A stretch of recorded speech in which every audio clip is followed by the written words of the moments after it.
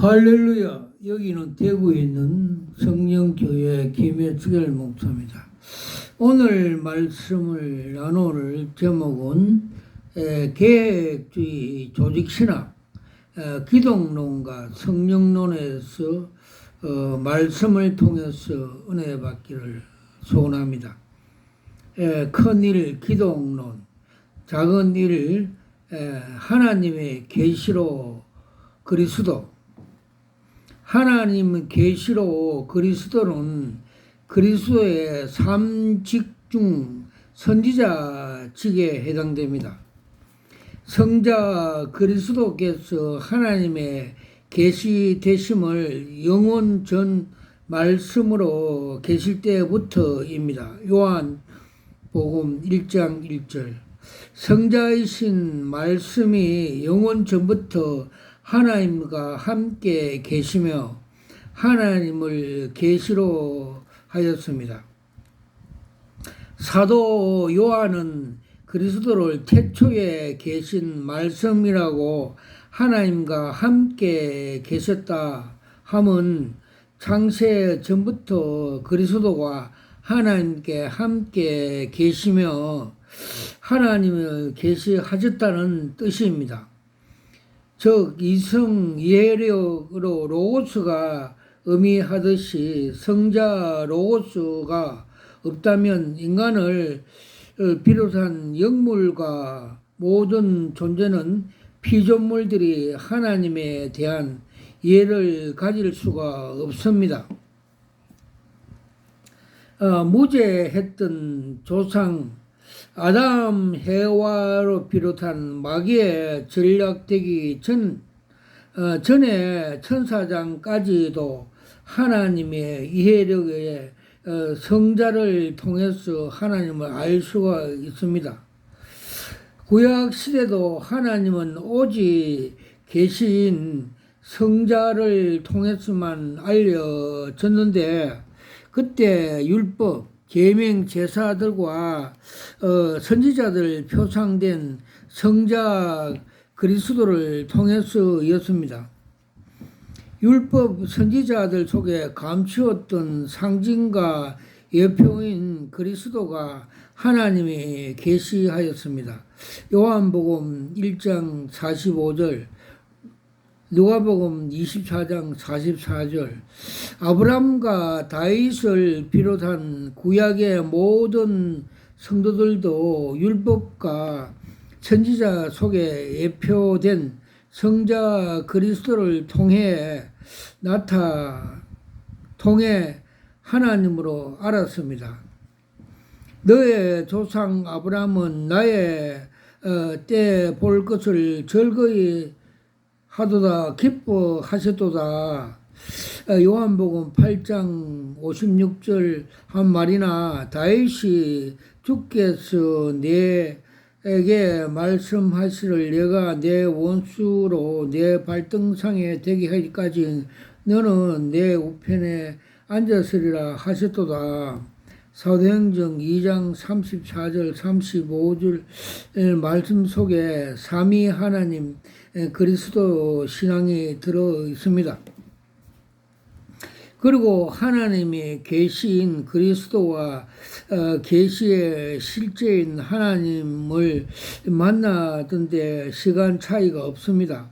흔히 그리스도를 통해 하나님께 나간다 하니 두 위에 만나는 절차에 다른 시간 차이가 있을 수 있으라는 예상을 합니다.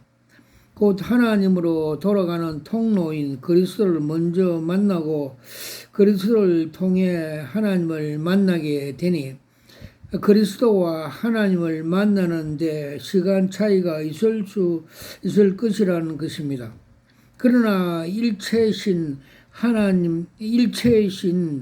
그리스도와 하나님의 시간 차이 없이 동시적으로 만나게 되는 것입니다.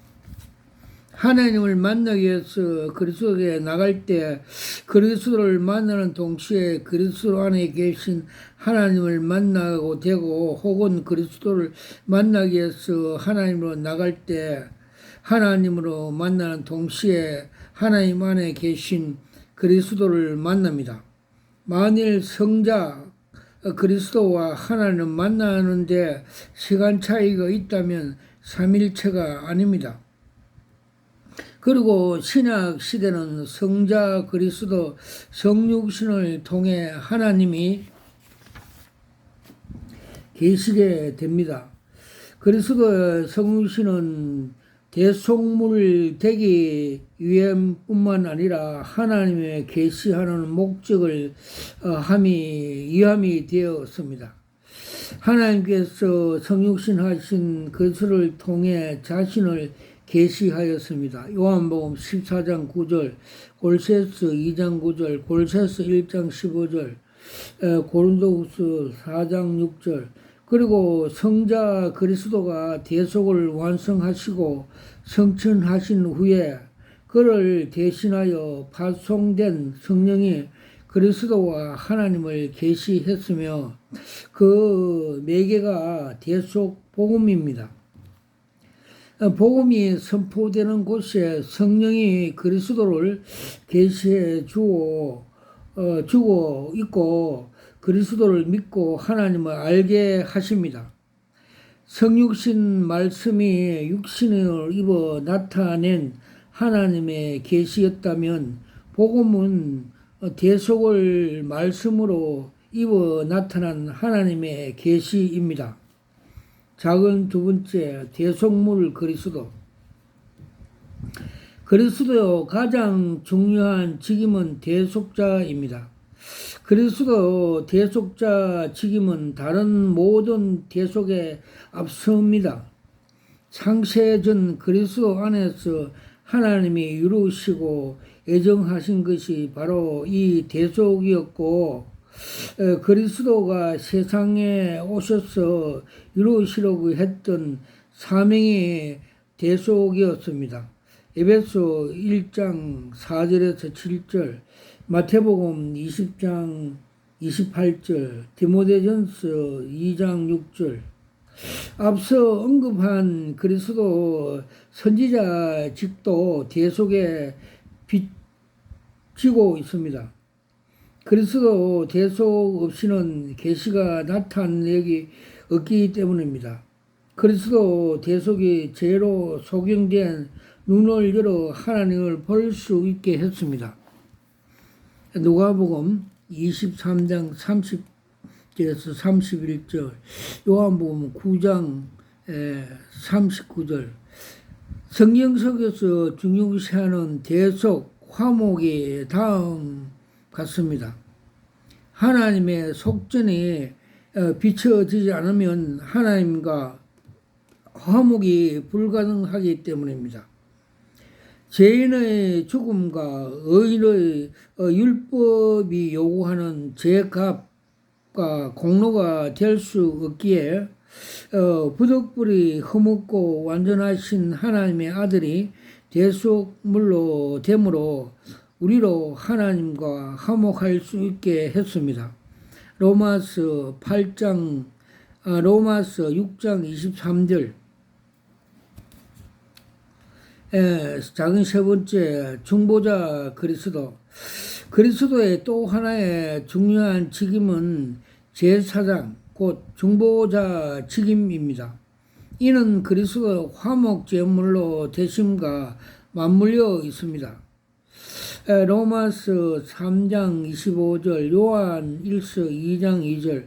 우리는 그리스도 중보 및 곧 화목 제물 되심을 통해 하나님께 당당히 나갈 수가 있게 되었습니다. 에베소 3장 12절, 히브리서 10장 19절에서 20절. 매개체이신 중보자. 기독론에 제시된 신론, 이 신론과 좋은 종교다운주의자들의 유업이 있다면 왜곡되게 중시된 기독론은 그리스도 일원의 유음이 있습니다. 그러나 오늘 교회의 문제는 이 두 가지 양단은 아니듯 싶습니다. 왜냐하면 한국 교회가 이런 양극단에 빠지지 않을 만큼 신학적으로 성숙이 이뤘기 때문입니다. 정작 문제되는 것은 양극단에 피하고자 하는 데서 생기는 중도주의 폐단입니다.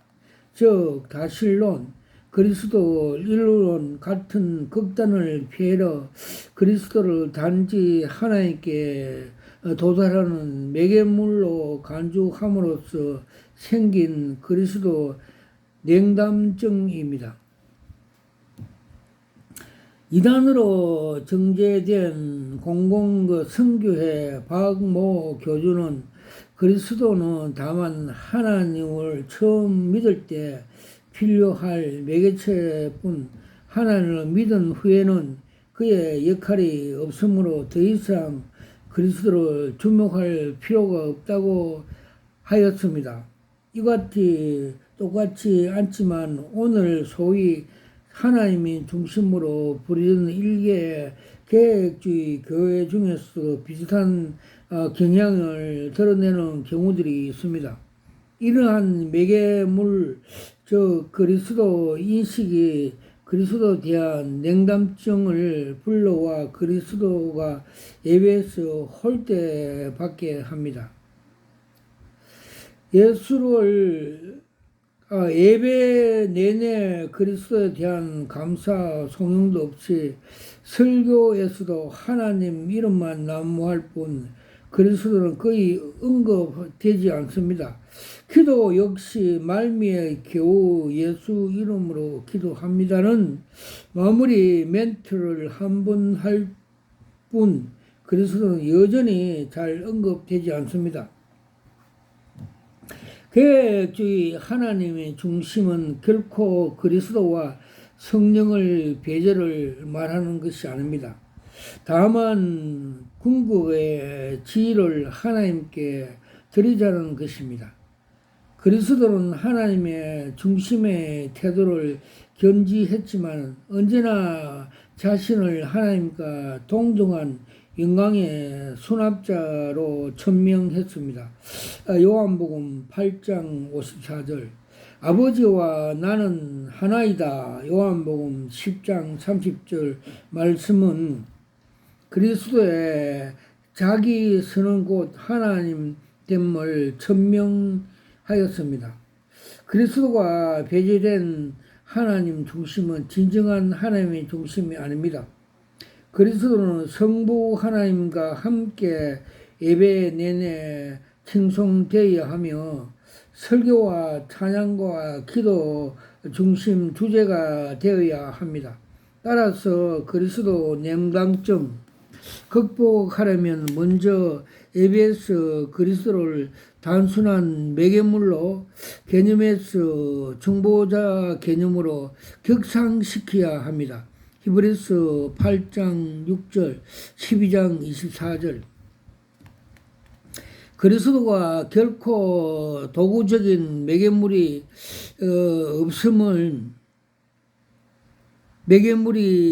있을 수가 없으면 매개물은 자기가 매개가 되고 있다는 의식 없지만 그리스도는 둘 다 중보하시는 자의식이 뚜렷하기 때문입니다. 더욱이 하나님과 택자 사이를 중보하려고 자기 목숨을 화목제물로 바친 그리스도는 얼마나 중보의식으로 충만하셨습니까?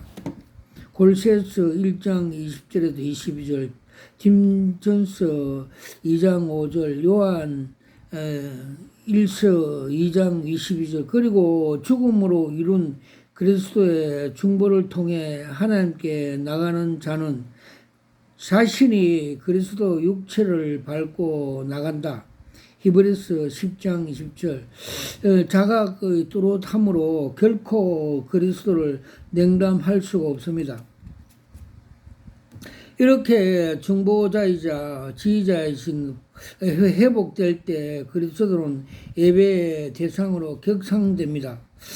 딤전 2장 5절 이는 자칫 공격자들에게 하나님 중심의 신앙을 손상시키는 비난의 별미로 제공할 수도 있지만 그리스도 냉담론 옹기를 불어넣고 그리스도는 그 본연의 지기를 격상됩니다. 사실 복음서에서 예수 그리스도는 예배의 대상이었고 천상교회에서 공의 예배의 대상입니다. 요한계시록 7장 9절에 10절. 이는 그리스도의 예배 수납자 지기는 계획주의 진영에서 이미 나설지 않습니다. 기도 신학 저자의 와이 스피어 역시 그리스도는 기도의 대상이시며 이는 결코 삼일체 교류와 모순되지 아니하다고 말을 하였습니다. 즉 그러므로 기도에 관한 성경의 가르침은 기도는 하나님께만 드려져야 한다는 사실을 강조한다. 그러나 그것은 또한 기도는 한 위 이상에서 드려질 수 있음을 가리킨다. 삼일체 교류는 기도에 관한 성경의 가르침과 모순되지 않으며 오히려 사실상 가르침의 핵심 부분이 된다고 논지하였습니다. 로버트 소시 역시 같은 입장을 표명하였습니다. 즉 그리스도께서 무엇보다 예배의 중보자이시지만 때때로 예배의 대상으로 나타나신다. 도마와 같이 그리스도 안에서 자기들의 주와 하나님을 본 초대 신자들은 그리스도를 능력과 부와 지혜와 힘과 존귀와 영광과 칭송을 받으시에 합당하신 어린 양으로 경배하지 않을 수가 없다고 논지하였습니다. 계시록 5장 12절. 작은 둘 성령론. 성령은 삼일체의 한 부이며 다른 두 위에 비해서 존귀와 영광에서 조금도 모자라지 않습니다. 이러한 삼일체적인 성령론은 당연히 성령을 만물 위에 초월해 계시는 한 분으로 믿습니다. 따라서 삼위일체 성령론을 가진 개혁 신자들은 범신론자들처럼 성령을 만물에 내재되어 있다고 보거나 해결주의자처럼 하나님과 세상을 연결하신 정신 혹은 세계사적인 정신 또는 예술의 작가의 정신쯤으로 간주하는 신성모독에 여겼습니다. 삼일체 성령은 무엇보다 하나님의 최고의 경륜인 택자의 구원을 적용자이십니다. 하나님이 그리스도 구속 안에서 택자를 구원 예정하셨고 그리스도가 구속의 시행자가 되셨다면 성령께서는 개개인에게 그리스도와 구속을 적용하십니다. 칼빈에게도 있어도 성령은 구원의 영이십니다. 살루 2장 13절. 칼빈은 구원에 전개하는 데 있어 성령의 중생의 제일 원인자로 보았습니다. 이는 하나님이 그가 죽음에서 건져내려고 의도한 사람은 그 누구라도 중생의 성령과 함께 소생시킨다고 하였습니다.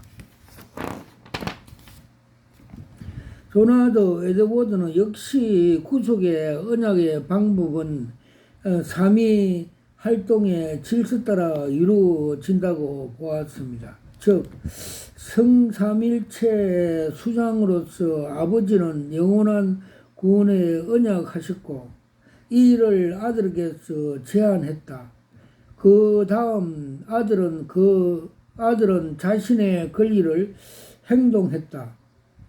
후속의 언약에서 아버지는 수장의 직무를 수행하고 아들은 중보자 직분을 부여받고 성령은 아버지와 아들의 기억에 대한 공동 사절과 완성자의 직분을 부여받았다고 논지하였습니다. 작은 일, 성도의 능력으로 성령.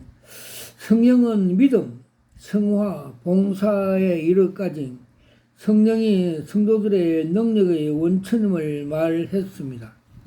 칼빈의 신학 역시 성령의 신학이라고 할 만치 성령을 조명을 강조하였습니다. 칼빈 신학 주지주의자에서 건지고 신앙에서 신비의 여백을 남기게 한 것도 성령 중심적인 신학입니다. 오늘날 칼빈을 비판하는 자들인 칼빈과 그의 후예들이 성령 없는 메마른 주제주의자라고 매도하는 것은 무지의 소치입니다. 칼빈의 신앙은 어느 부분에서 성령을 배제된 곳이 없습니다. 단지 그가 말씀을 너무 강조한 나머지 상대적으로 성령을 덜 강조 것처럼 비추어질 뿐입니다. 그러나 그의 말씀 강조의 기반도 성령이었습니다. 칼빈에게는 말씀은 성령의 역사를 일으키는 동인이었고 성령이 붙들어 일하시는 변기였기에 사실 그의 말씀 강조는 성령 강조나 다를 바가 없습니다. 그리고 칼빈이 성령 신학자를 불린 것 다만 그의 신학뿐만 아니고 실생활에서 성령을 전적으로 의지했기 때문입니다. 그의 성령의 존재적인 태도가 가장 극명하게 나타난 것은 그의 설교였습니다. 그는 설교 준비에 늘 만전을 기했지만은 강당에 올라갈 때는 언제 노트 없이 현장에서 역사하시는 성령을 의지하고 올라갔습니다. 에베소 6장 17절, 사도행전 10장 44절.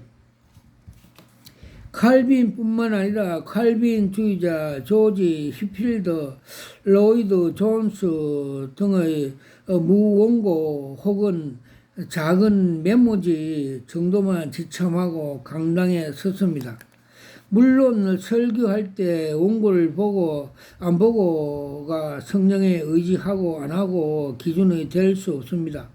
성령의 사람 조지 에드워즈는 철저히 원고에 의존한 설교자였습니다. 로이드 존스의 영감을 주었고 영국의 웨일즈 부흥을 이끌었던 하웰 해리스라는 청교도 역시 경건의 실제라는 책을 사람들에게 읽어 주는 것만으로도 사람에게 해결을 불어일으켰습니다. 이들의 공통점은 다 철저히 성령에 의지했다는 사실입니다. 원고를 보지 않는 사람도 원고를 보는 사람도 오직 성령을 의지했습니다. 여기서 특별히 성령 설교와 연결 지은 것은 성령의 복음을 증거하도록 보내심을 받는 영이고 설교에서 보다 성령의 능력을 필요하고 설교에서보다 성령의 능력이 적나라하게 나타나는 곳이 없기 때문입니다. 그들은 모두 바울 사도처럼 지혜에 근하는 말이 아닌 오직 성령의 나타남 능력으로 설교했습니다. 고린도전서 2장 4절. 작은 둘, 성령과 믿음. 계획자들은 성령의 신앙과 영광을 지우게 좋았습니다. 그들은 성령의 무엇보다 믿음을 주시는 분으로 이해했기 때문입니다. 존 오넬리는 우리 안에서 믿음을 일으켜 주시는 이도 성령이시다. 이 믿음을 통해 우리는 그리스도 자신을 받아들이게 되고 그의 피에 정결케 하는 힘에 참여하게 된다고 했습니다. 이는 오직 믿음, 종교 계획주의자 정신과 가장 잘 매치가 됩니다. 위스트민스터 요례 문답 31문도 믿음을 성령의 효력으로 부른 결과로 정의했습니다. 칼빈 역시 신앙은 성령의 유일한 선물이고 신앙은 성령의 중요한 사역, 즉 그렇지 않으면 불신앙으로 남아 있을 것이라고 그러한 사실은 은혜에 의존해서 받은 초자연적인 선물이라고 했습니다. 성령이 성령을 통해 우리의 영혼에 증거해 주는 말씀 등은 추상적이거나 희미하지 않고 너무 확실히 분명합니다. 특별히 말씀의 사람들은 청교인들에게 그러했습니다. 만일 오늘 한국 교회가 청교인들처럼 성령의 증거하는 말씀의 세계를 경험한다면 불건전한 신비주의에 매몰되지 않을 것입니다. 다음 글은 청교도의 말씀 체험 확실성을 증거해 줍니다. 즉 믿음은 성령의 영적 조명의 결과로 생기며 조명을 통해 성령께서 마음을 밝혀 신령한 일들을 받아들일 수 있게 하시며 하나님 말씀이 증거하시는 그 일이 객관적인 사실에 대하여 마음 깊은 인상을 끼치게 한다. 이러한 영적 지식은 이성을 초월하는 것이며 이 지식은 간접적이나 불완전한 소위 관념을 떠도는 지식이 아니며 이 지식은 현실적이고 견고한 지식이며 알려진 일에 대한 영적인 지각에 의한 직접적인 인식 소산이다.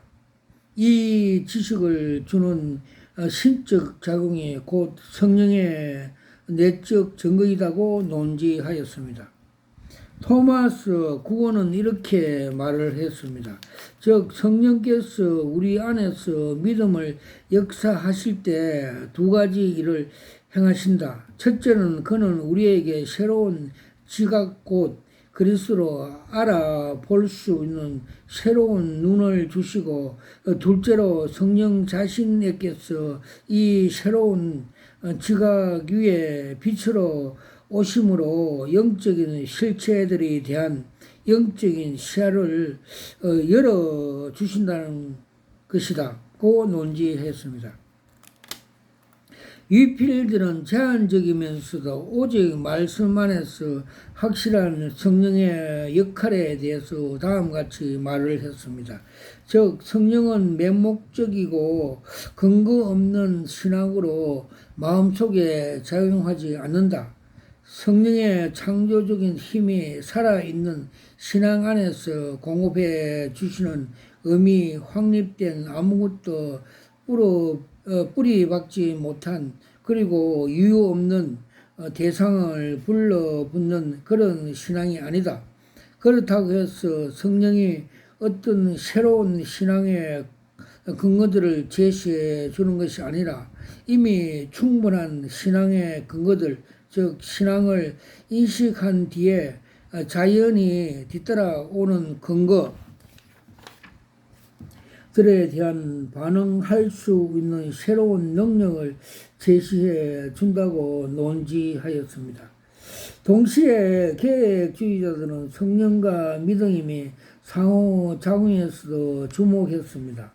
그들은 믿음을 성령의 은총으로 말하는 것만으로 만족할 수 없었고 믿을 때 성령이 역사하신다는 사실과 함께 조명했습니다. 다음 같은 칼빈의 말도 관점이 됩니다. 즉 성령이 믿음을 통해서 효력을 발휘하면서 그리스도 안으로 들어가지 않고서는 칭의, 성화, 견인, 최후에 완전 불가능하다고 논지하였습니다. 에드론 멀리 역시 믿음을 통해서 역사하시는 성령, 곧 믿음과 성령 관계에 대해서 말을 하였습니다. 성령의 내주하심과 그로 인한 하나님의 활동을 깨닫게 수용하게 되는 것은 믿음에 의해서이다. 보이지 않는 것들은 태양만큼이나 똑똑하게 식별하는 믿음에서 살아계신 예수님을 마음속에 깨닫고 모셔드는 것이다. 예수께서 이 땅에서 늘 제자들과 함께 계셨던 것처럼 이제는 보다 내면적이면서도 실제적으로 그의 임재가 이루어지기 때문에 그 당시보다 훨씬 지속적으로 함께 계실 것이다. 우리 안에 계시면서 그의 실제와 사랑을 즐겁게 하신다고 토로하였습니다. 작은 세 번째, 하나님 사랑의 계시자. 성령이 하시는 가장 중요한 일 가운데 하나가 그리스도 안에 하나님의 사랑을 깨닫게 해주는 것입니다. 예수님은 하나님 사랑의 실체라면 성령은 그 하나님의 사랑의 초자연적인 성도 안에서 경험되게 합니다.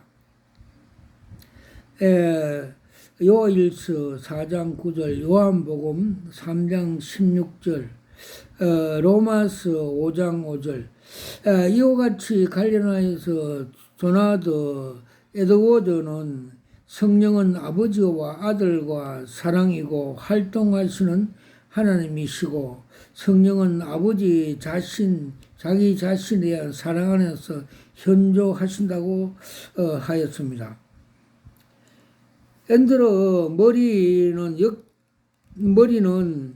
능히 지식에 넘치는 그리스도의 사랑을 알아 라는 말씀을 해석하면서 다음같이 말을 하였습니다. 이것은 이해력이나 사고력에서만 근거하는 지식이 아니라 예수님께서 내주하는 마음이 갖도록 복된 의식으로 사랑으로 깨달은 것을 말한다. 마음 그 자체 깨닫거나 상상조차 할 수 없는 내용으로서 사랑을 발견하는 것이다. 그러기에 우리는 기도하며 하나님은 사랑하신다. 우리는 기도하면서 하나님은 사랑이시라는 말에 기울여야 한다. 그는 사랑을 충분히 이해할 때까지 모든 걸 공급하신다. 성령의 내주함과 아버지께서 능력으로 우리 안에 일하심을 이 목적을 위해서이라고 논지하였습니다. 작은 네 번째, 진리의 성령. 성령은 진리의식에 우리로 거듭된 가르침과 이단에서 보호하신다. 2000년 기독교 2000년 역사에서 정통교회가 건전한 교리와 신앙을 해온 것은 성령의 역사한 결과입니다. 아타니시우스가 아리우스에 대항하여 삼일체 교리를 수호한 것이나 알미늄으로부터 교회를 보호하신 칼빈의 5대 교리 제정은 모두 성령의 역사이었습니다. 16세기 루트가 로마 천주교를 대항하여 이신청의를 들고 나온 것 역시 성령의 역사였습니다. 아멘. 그런데 사람들은 신학과 교류를 강조하면서 성령과 담을 쌓기로 여기고 성령 충만하려면 신학과 교류를 초월해야 한다고 생각하는데 심한 오류가 있습니다. 무교리, 무신화, 극단적인 신비주의자는 성령의 역사라 할 수 없습니다. 한때 아주 신학적이던 사람이 성령 체험 후 무교리, 무신학적으로 전락해 버리고 이제껏 자기가 신봉하던 신학과 교리를 버리고 오히려 대적하기까지 하는 경우들을 보는 것이 안타깝습니다. 역사적으로 건전한 교리적 신앙을 가졌으면서 성령 충만한 사람은 얼마든지 있습니다. 칼빈과 18세기 조나도 에드워즈가 대표적인 인물이었습니다. 특히 조나도 에드워즈는 아카데미에서 상이학적인 학자였음에 성령 충만했습니다. 그는 아카데믹상 성령을 억압시킨 것이 아니라 오히려 성령의 도구가 되었습니다. 다만 성령이 개인의 이성과 자연에 초월하여 역사하신 경우에까지 이성의 잣대로 신앙을 재단할 때 성령의 역사를 제한한 오류를 범할 수가 있습니다. 성령과 지성은 반드시 반비하는 것마도 정비례하는 것도 아닙니다. 둘은 서로 조명하여 보완하여 주며 온전한 지식, 진리의 자리에 이르게 합니다. 신비주의와 지성주의 오류는 둘 다 지나치게 대립관계를 놓은 데 있습니다. 작은 다섯 번째, 내주 성령. 삼일체 하나님이 경험하게 하는 성령의 내주 사역에 대하여 말하고자 합니다. 육신을 가진 천비한 인간의 거룩하신 하나님과 관계를 가질 수 있도록 하신 분이 성육하신 그리스도 영 곧 성령이십니다. 육체를 입으신 성자로부터 나온 성령은 하나님의 깊은 곳까지 통달하실 뿐만 아니라 성도의 사정을 알아주시며 성도에게 거하십니다. 고린도전서 2장 10절. 만일 성령이 강림하지 않았다면 하나님이 우리와 함께 하실 수 있는 길이 없어졌습니다. 필립 안션의 이즘의 점을 간파하였습니다. 즉 하나님 독생자 하나 육신에 거하시려고 세상에 오셨습니다. 이제 이 땅을 떠나시고 하나님께 돌아가셨습니다. 그러나 다른 분 성령 진리 성령이 제자들 육신에 그리고 많은 육신에 거하시려 오신 것입니다. 라고 논지하였습니다. 하나님의 아들이 육신을 입음으로써 하나님이 인간 속에 들어오실 수 있게 된 것입니다. 아멘.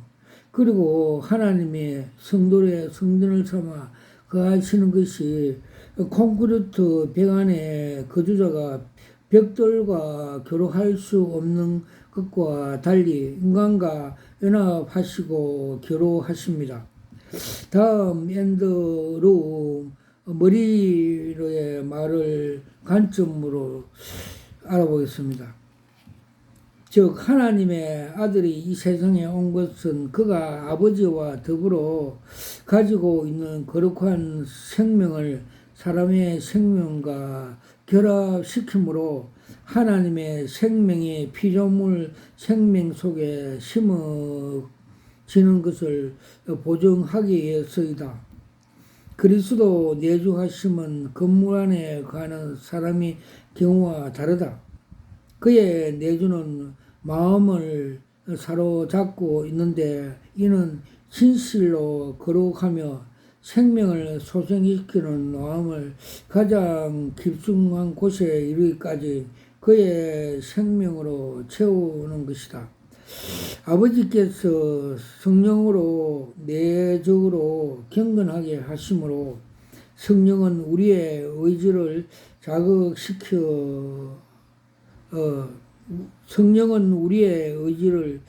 자극게 하여 예수님 의지처럼 아버지 자신의 의지와 완전히 일치되게 한다고 논지하였습니다. 나아가서 내주하시는 성령은 성도들의 하나로 연합시킵니다. 각 성도 속에 내주하는 동일한 성령의 평안을 이끌어는 성도들을 하나로 묶어 주시고 성도들 사이에 흐르는 성령의 교회 공동체 안에서 하나님 나라를 경험시킵니다. 에베소 4장 3절. 작은 세 번째, 하나님을 아는 것. 작은 일, 순종과 섬김을 위한 하나님 암. 신학의 목적으로서 하나님 탐구는 호기심과 지적인 만족을 얻기 위해서 아니라 하나님을 섬기기 위함입니다. 칼빈이 하나님을 아는 것이 인생의 목적이라고 한 것이 역시 하나님 알문 그 자체가 목적이 아닌 하나님을 섬기기 위한 수단에 밝히는 것입니다. 영지주의자 영향을 받은 기독교 관념주의자들이 지적한 유해를 위해 하나님을 관념적으로 탐구하는 것과 확인이 다릅니다. 기독교 신학이 봉사 학문으로 지칭되는 것과는 같은 이유입니다. 예수님이 사람이 하나님의 뜻을 행하려면 이 교훈이 하나님께서 왔는지 너가 스스로 말함이지 알라. 라는 말씀에서 순종을 하나님의 뜻을 아는 것이 전지시키는 것도 하나님의 뜻을 아는 목적이 순종에 있음을 말하는 것입니다. 요한복음 7장 17절. 성경은 하나님의 지식을 복종적인 지식으로 규명하며 암과 복종을 분리하지 않습니다. 즉 하나님의 선을 행할 줄 알고서도 행치 아니하면 죄니라. 주님의 뜻을 알고도 예비치 아니하고 그 뜻대로 행치 아니한 종은 많이 맞을 것이요. 누가복음 12장 47절. 나더러 주여 주여 하는 자마다 다 천국에 들어갈 것이 아니요 다만 하늘에 계신 내 아버지 뜻대로 행하는 자야 들어갈 것이라. 마태복음 7장 21절. 이처럼 복종을 전제로 한 하나님 탐구는 인간으로 하여금 언제나 절제와 경비함을 잃지 않도록 합니다. 하와처럼 하나님의 지혜까지 다루고자 하는 만용을 품지 않게 하며 하나님을 다 이해하지 못하는 불가로운 자 전력하지 않습니다. 오히려 욥처럼 자신의 무지를 하나님을 높일 비밀을 삼았습니다.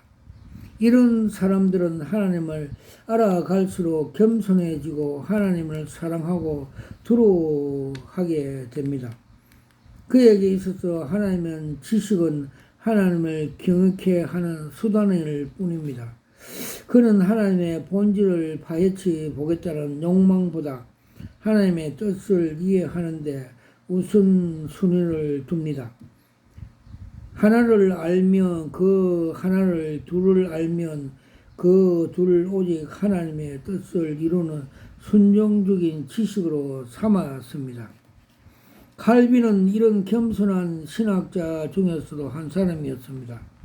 그는 주저하지 않고 신앙을 하나님 뜻대로 아는 것이라고 당연하였습니다.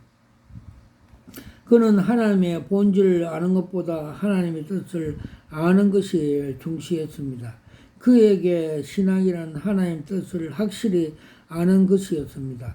칼빈은 허구적인 호기심을 채우려고 난해한 하나님의 본질을 파헤친 것보다 하나님을 섬기기 위해서 하나님의 뜻을 알기 위해서 원했던 사람입니다. 칼빈은 위시해서 참된 신학도의 모든 동기와 중심에 하나님을 섬기고 사랑하는 열망이 자라게 했습니다. 이런 사람은 주지주의 늪에 빠져 허우거릴 일도 없으며 하나님의 본질을 파악하지 못했다 하여도 좌절하지 않습니다. 그는 결코 지적인 탐닉에서 사로잡힌 지식 사냥에 모든 시간을 바쳐버린 우를 범하지 않았습니다. 그는 솔로몬의 자문을 항상 경계로 삼았습니다.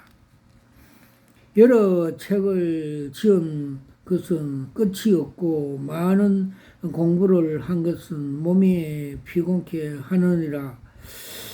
이의 결국은 들었으니 하나님의 경외하고 그 명령을 지킬지어다. 이것이 사람의 본분이라. 전도서 12장 12절에서 13절.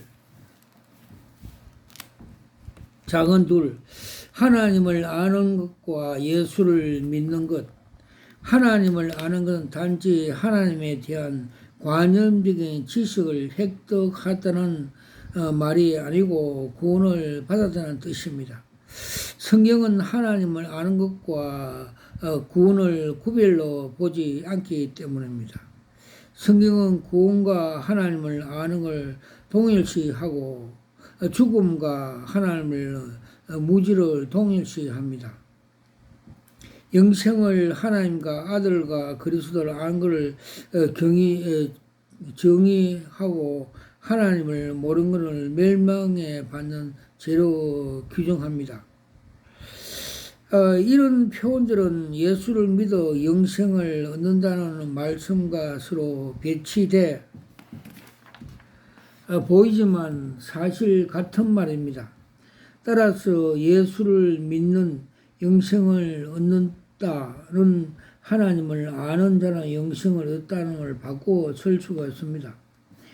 이렇게 예수 믿음과 하나님을 암을 동시한 것은 하나님과 그리스도가 일치시기 때문에 사실 외 예수를 믿음이 하나님을 알게 하는 계시라는 뜻입니다.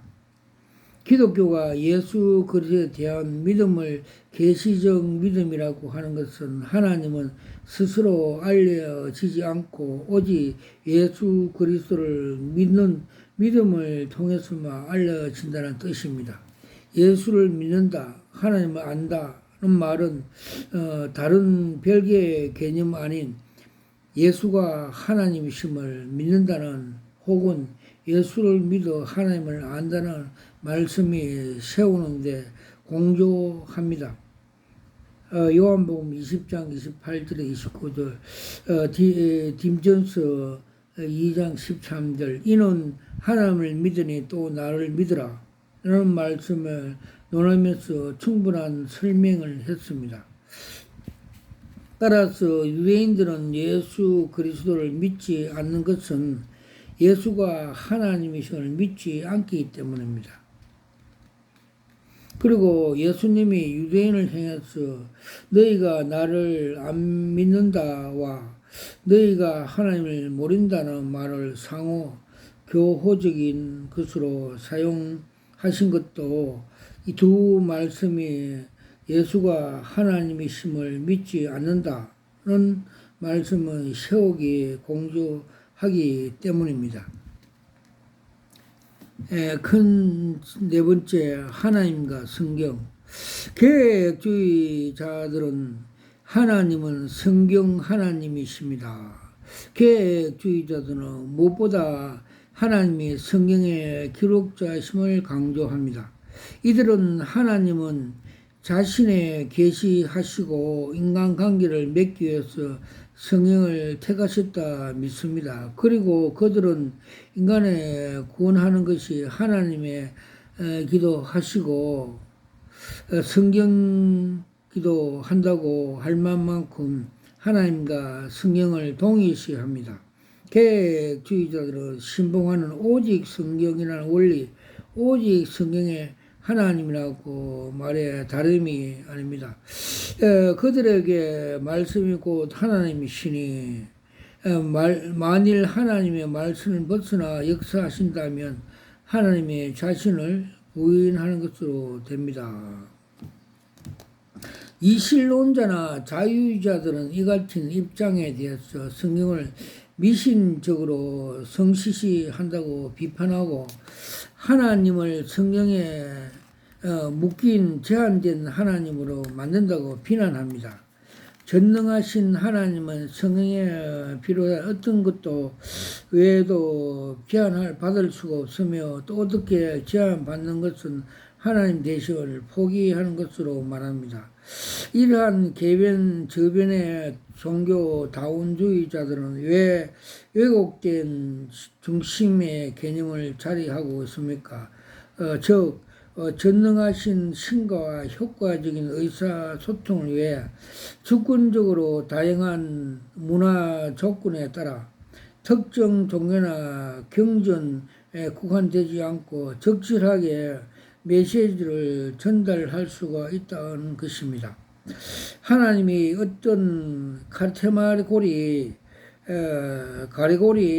을며 자기 마음대로 자신을 제한할 수 없다면 이미 주권자가 아닌 것입니다. 그들은 하나님은 성경뿐만 아니라 불교, 힌두교, 경전에 통해서 자신을 계시할 수 있으며 마음만 먹으면 새나 벌레를 통해서 계시할 수 있다고 봅니다. 그러나 이같이 왜곡된 신중심 개념은 하나님의 무한성과 초월성을 높이는 것만 거지만 오히려 그 반대로 나을 수가 있습니다. 그 이유는 하나님의 무한성과 자유성의 날개를 달았다가 정작 비상하는 데 필요한 성경 기반을 함몰을 시키기 때문입니다. 그들은 하나님을 너무 위대해서 하나님 자신 유연성에 매몰되어 버리고 그들의 하나님은 너무나 위대하여 하나님의 무한한 하나님의 자신의 무한성을 매몰당해 버렸습니다. 이들은 하나님의 너무나 완전한 세계 이테아를 창조하여 하나님 자신마저 자신이 창조한 이테아에 갇혀졌다는 플라톤 이테아 개념에 빗대어 성경주의자들 이렇게 조롱합니다. 하나님은 너무 완벽해서 말씀하셔서 자기가 하신 그 말씀 속에 갇혀버려 말씀에 벗어나 아무것도 할 수 없게 되어버렸다고 논지하였습니다. 위대한 계획주의자 메이첸은 당시에 대반향을 일으켜 기독교의 자유주의라는 그의 저서에서 성경의 절대성을 부여하는 자유주의 신앙에 대해서 다음같이 독서를 퍼붓습니다. 즉 가톨릭이 같은 뿌리에서 나와 변질된 기독교라면 자유주의자는 아예 시작부터 다른 나무요, 다른 종교요, 기독교가 아니다 라고 논지하였습니다. 계획주의자는 절대성 부인될 때 하나님도 기독교 신앙도 무너진다고 보았습니다. 니젤은 칼빈의 견해를 인용하여 성령은 성경을 통해 영적인 진리를 우리 영혼에 증거하는데 그 중에 특별히 성경의 신적인 원천, 그리스도의 시সম과 회개, 구원, 하나님의 양자됨, 하나님의 진리, 특별히 그리스도에 관한 진리, 그리스도의 부활, 선택, 구원에 관한 온전한 교훈, 하나님의 모든 약속, 하나님의 말씀을 모두 다 증거하신다고 했습니다. 성도는 성경에서 성령으로 말미암아 창조, 구원, 내세, 하나님 나라, 구원적 온갖 하나님의 영적인 세계와 실체를 경험합니다. 그 중에 특별히 말씀이신 그리스도와 구속 역사를 경험합니다. 요한복음 6장 68절 아멘 할렐루야. 모든 걸 하나님께 영광을 올려드립니다. 아멘.